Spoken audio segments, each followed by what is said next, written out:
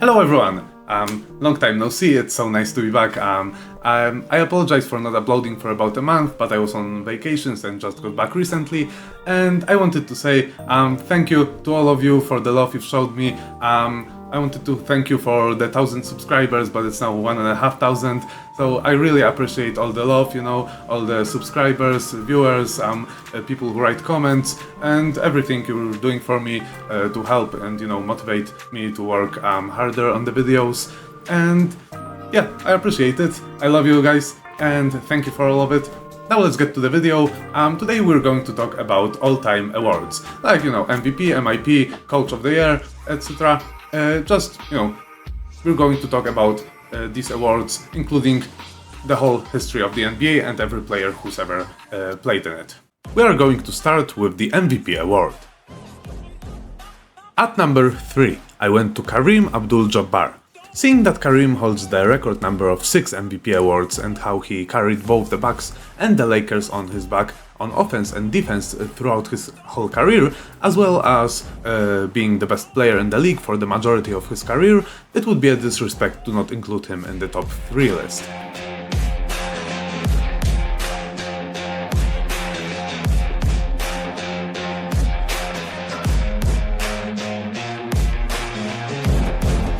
At number 2, I have the King. Throughout his whole career, he's been making every team that he was a part of tremendously better and securing a championship for all of them. He made sure that his team got to the finals for 8 consecutive seasons, including 2018, when he managed to carry this team to the finals.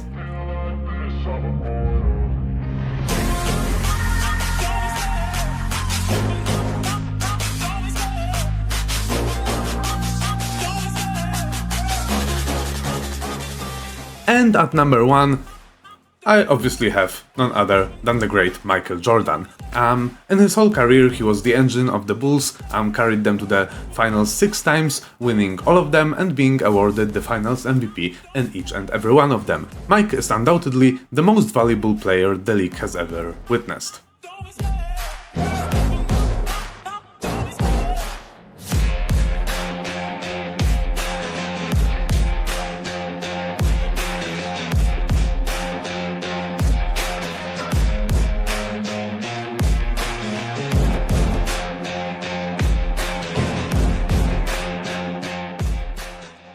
Now, let's talk about the DPOY. Despite there being many candidates for the 3rd spot on the DPOY list, I had to go with the big ticket. We all know how elite of a defender he was in the paint, but it's the fact that he could get switched to anybody and hold his own with ease is what got him on the list for me. He could lock down anybody from a point guard to a center, and for many years, the only player who could win a matchup against him was Shaq. But, I mean, come on, we can't hold that against him. It's Shaq.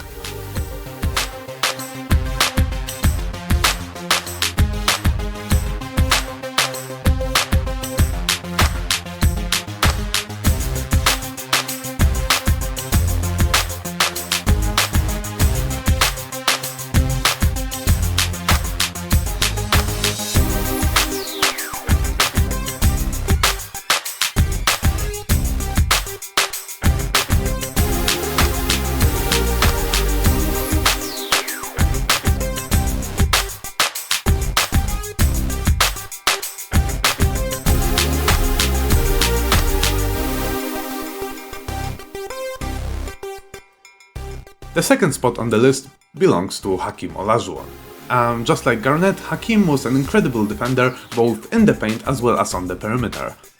His elite footwork and agility allowed him to lock down guards with ease. He's the greatest rim protector we've ever had the privilege to watch, holding a career high in blocks by a wide margin with 3,830, that's 600 more blocks than the 2nd place Dikembe Mutombo, which is just mind-blowing.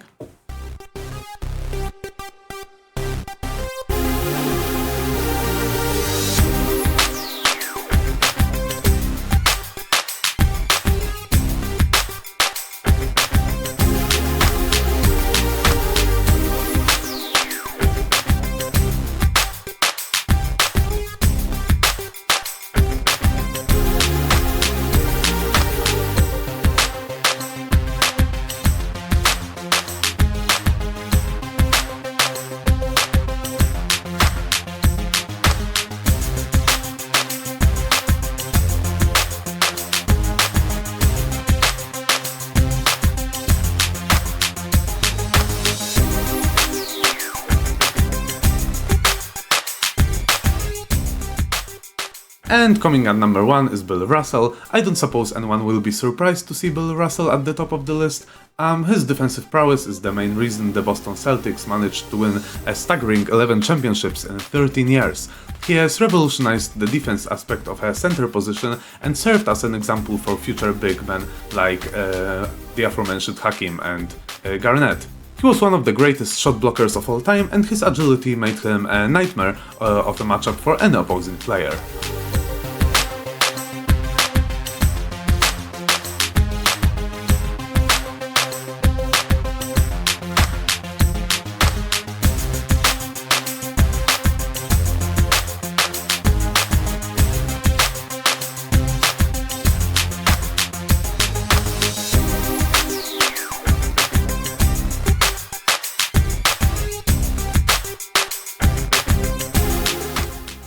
Now let's talk about the Sixth Man Award.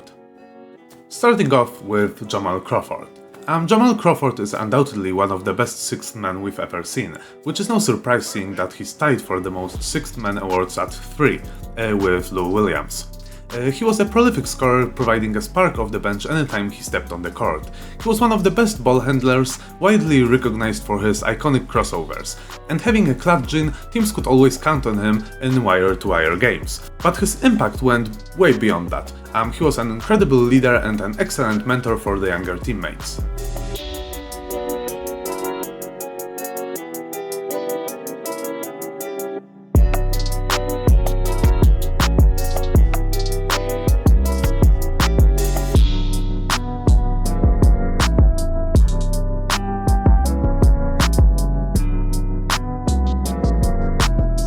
At number 2 I have Lou Williams. Lou Williams is another player that was excellent at providing a spark off the bench with his offensive prowess. Having spent his whole career leading the second unit, he was an important piece to every team he was a part of. He was a versatile player on offense and could be trusted at the most crucial times of the games. He is also tied with Jamal Crawford for most Sixth Man Awards with 3. The reason I'm placing him above Jamal is strictly beyond. Unlike Jamal Crawford, he spent his entire career in that role, not just half of it.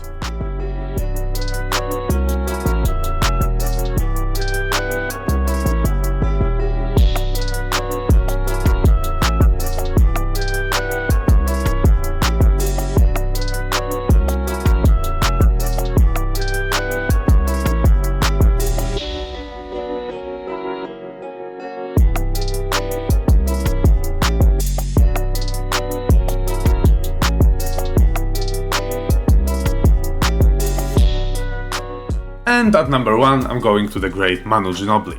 Manu's impact on the Spurs dynasty goes way beyond what any other sixth man has ever provided. He had a very unique combination of skills that made him a crucial player at any given moment. While his scoring was phenomenal, that was not the whole extent of his offensive abilities. He was also an incredible playmaker and a clutch player. But most importantly, he was as selfless as it gets. Manu was undoubtedly skilled enough to be a starter, but he sacrificed that for the good of the team and spent the majority of his career coming off the bench. He embraced the Popovich system to perfection, and thanks to that, he was a crucial part of all 4 championship runs he had with the Spurs.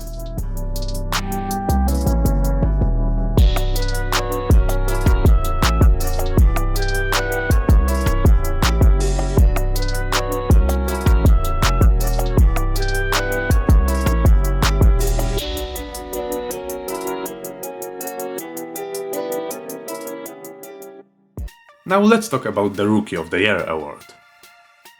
Starting off with Larry Bird. Larry Bird had an enormous impact on the Celtics straight from the get-go. In his first year in the league, he managed to lead the team into an astonishing 32-game improvement. With his exceptional offensive prowess, including both scoring and playmaking, as well as great defense, he managed to not only win the Rookie of the Year award, but was also an All-Star and a first-team All-NBA player, which is an incredible feat for a player in his first year.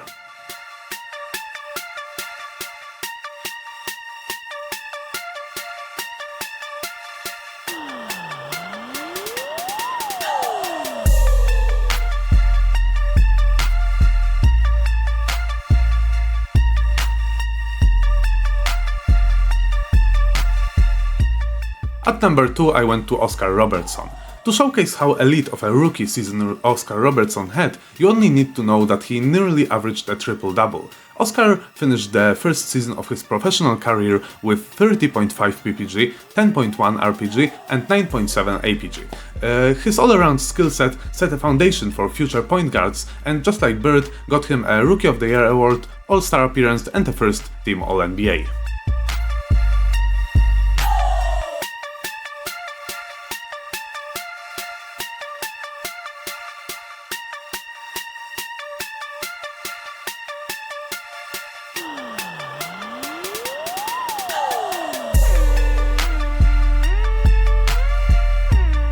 And at number 1, obviously, Wilt Chamberlain.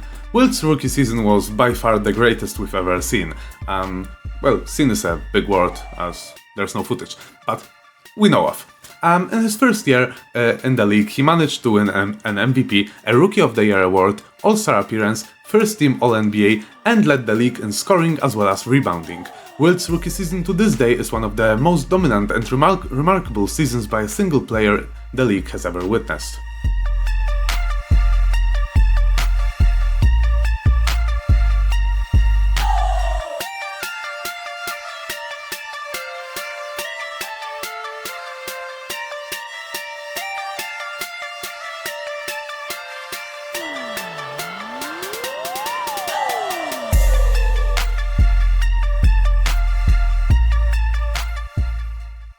Now, let's go to the Clutch Player Award. Starting off with Damian Lillard. I realized that despite his clutch gene, putting Dame in top 3 might be a bit controversial to some people, due to the fact that his clutch performances mostly all happened in the regular season and early stages of playoffs. So yes, we haven't seen him shine in a close game at the highest stage. But while all that is true, you simply cannot think of the word clutch without Dame being one of the first players to come to your mind. Time after time we've seen him make countless buckets in a row in a close game, as well as make buzzer beaters from the parking lot. Whenever his team needs a bucket and I see him pull up, I'm sure that the shot is going in, and I simply cannot recall a time when it didn't.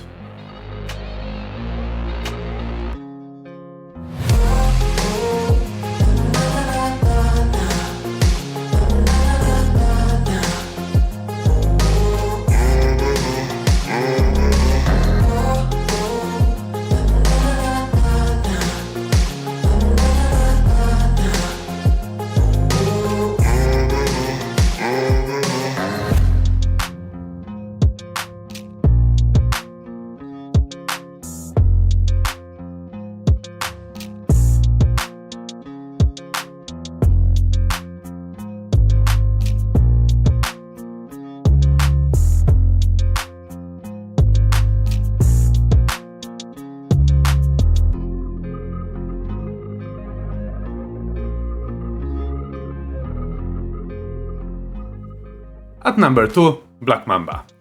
Kobe thrived in high-pressure situations. We've seen him make the most important plays at the highest stage time after time again. And I'm not only talking about game-winning shots, but in his case, game-winning fourth quarters. Even after playing elite first 3 quarters, Kobe somehow always found a way to elevate his game in close games and outshine everyone on the court in the last 12 minutes, as well as absolutely dominate every second of overtime. With his Mamba mentality, Kobe lived for the biggest moments of the game.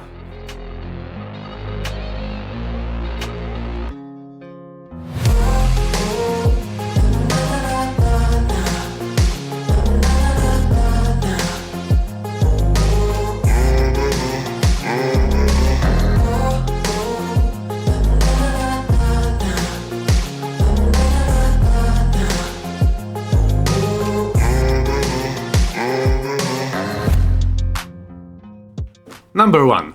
Well, let's face it, we all knew who was gonna be at the top of the list here. Michael Jordan is the embodiment of the word clutch. MJ's confidence and his mental toughness excelled his skills to godlike accuracy.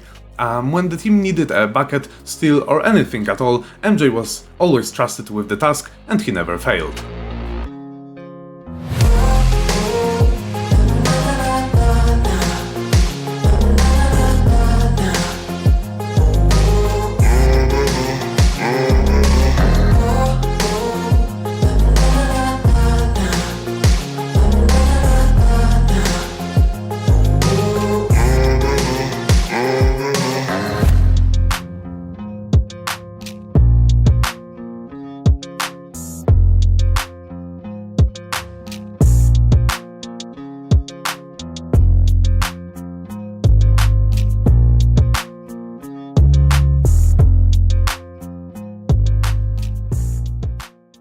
Now let's talk about the Hustle Award. At number 3, Patrick Beverley. And I know what you're thinking. Out of all the players the NBA has ever seen and thousands of scrappy players from the most physical eras of the sport, the number 3 on the list is Patrick Beverley. Well, let's face it though, it really is a difficult task to find a player who puts more heart into the game throughout his whole career than Patrick Beverley. He has made a career out of hustle. Every second of the game he is running himself to the ground, jumping for loose balls, and defending like his life depends on it. Credit where credit is due, and in this case, Pat Bev deserves a ton of it.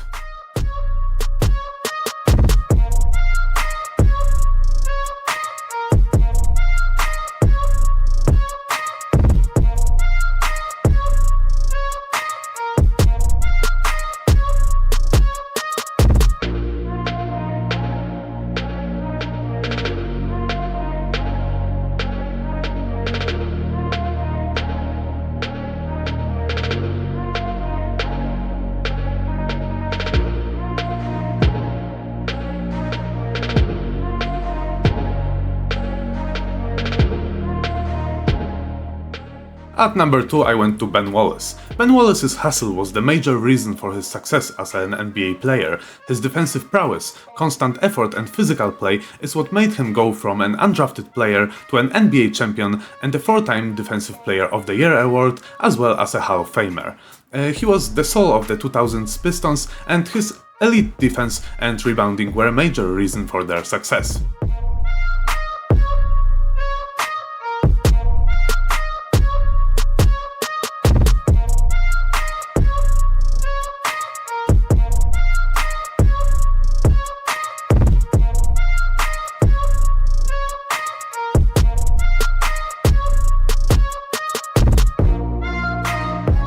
And at number 1, another rather obvious number 1 on the list, Dennis Rodman.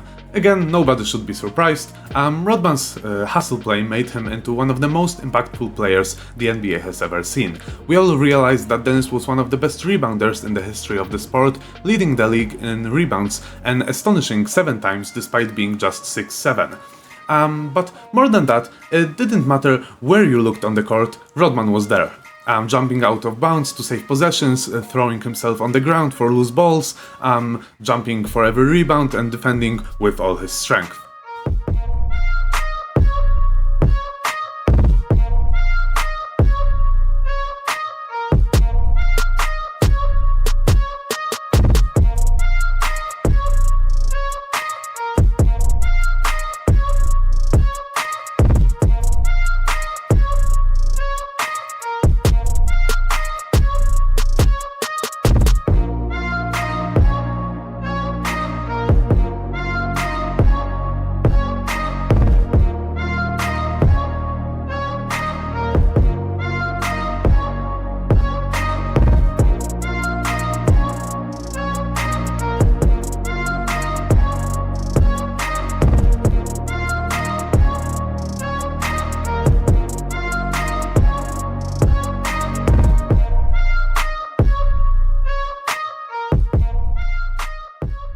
Coach of the Year Award. Starting off with Red Auerbach. Red Auerbach is one of the most influential coaches in the history of the sport. He has led the Boston Celtics to 9 championships in the 50s and 60s. He has also revolutionized the sport by introducing the 6th man rule and incorporating fast breaks into his style of play.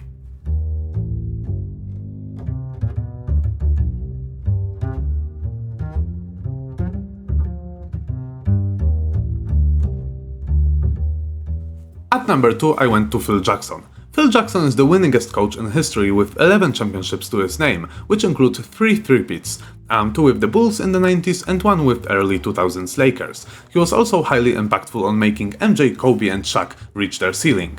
I gotta say though, I would keep him away from front office job.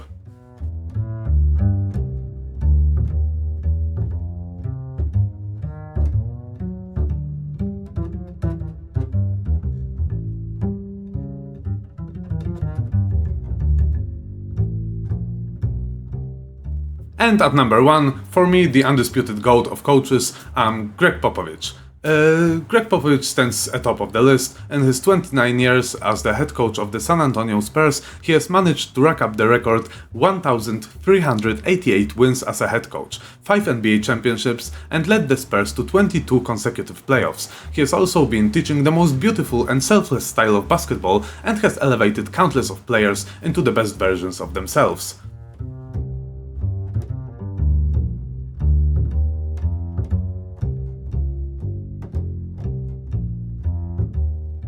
And to the last award we're going to talk about, the MIP, Most Improved Player. At number 3 I went to Dale Ellis. It may come as a surprise to see Dale Ellis on this list, but I simply could not have omitted him due to his historical feat. After getting traded from the Dallas Mavericks to the Seattle Supersonics, Dale managed to improve his PPG from 7.1 to astonishing 24.9. That is a 17.8 increase in points per game, and till this day he holds the record in that criteria.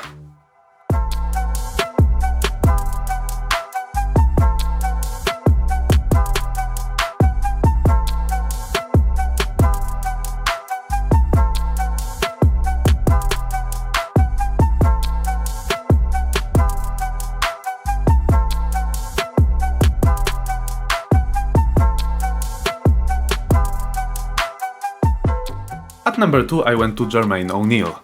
I'm not gonna lie, I had a bit of trouble deciding who to put in the second place on this list, but I've eventually settled on Jermaine O'Neal.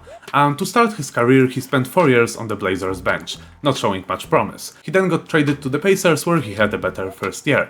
The leap he took in the following year was just straight up incredible. He won the Most Improved Player award, as well as got selected to the All-Star game and was a part of the All-NBA third team. The sudden huge leap he took in his second year in Indiana made him, in my humble opinion, more than qualified for the second spot on this list.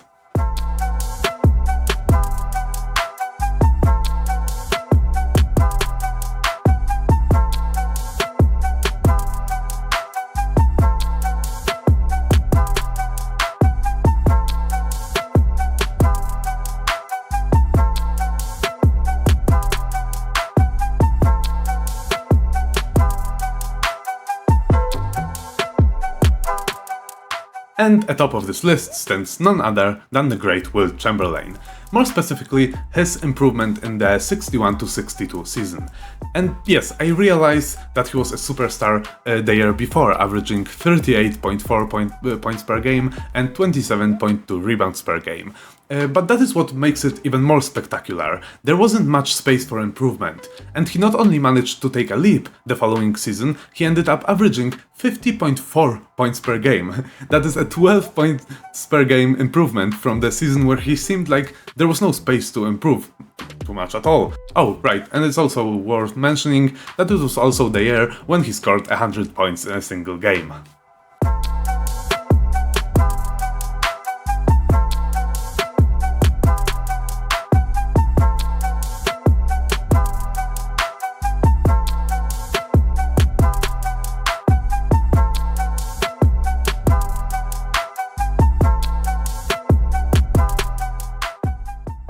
And that would be it for today. I hope you enjoyed the video, I hope you liked my picks. If you, and probably you will, have different lists on all of these awards, please write a comment. I'll be happy to talk about it with you and to hear your opinions on this matter.